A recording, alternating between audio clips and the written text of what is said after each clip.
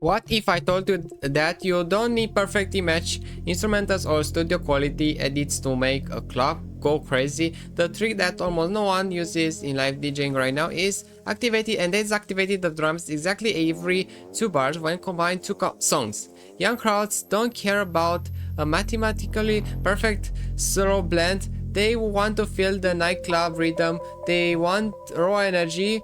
And today I'm going to show you how I create massive live mashups by just talking the best parts of 2 tracks and playing with the drums. Let's be honest, we have incredibly limited time. Spending hours at the computer rendering out perfect mashups and edits isn't always realistic, especially when you are balancing IT studies, coding and everyday life. We need to learn new, fast live tricks to gain relevance.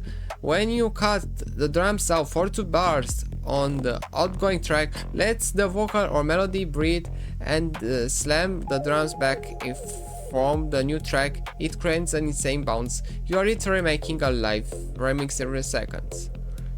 I didn't just read about this, I've been inventing and practicing these tracks on my own. I sent exact mixes to my friends and they told me it sounded incredibly cool. People are actually getting impressed by the dynamic a set can be when you stop following the classic rules of transitioning. Watch this.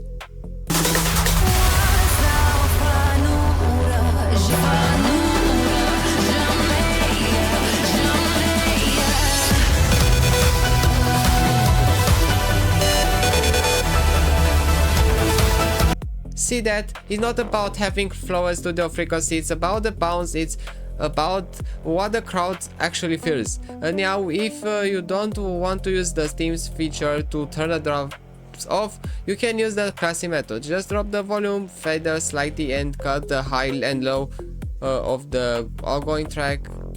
This carves out the space so the new drums can hit hard without making a mix sound moody. And remember, you are not locked into doing this exactly every 2 bars. That's just one way to build energy. You can cut the drums for just 1 bar right before the drops, or leave them off for 4 bars to create a massive, unexpected build-up.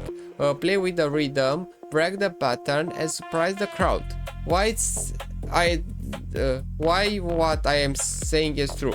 It avoids monotony. When you juggle the drums every 2 bars, you completely avoid that linear monotony that sometimes simply puts the crowd to sleep.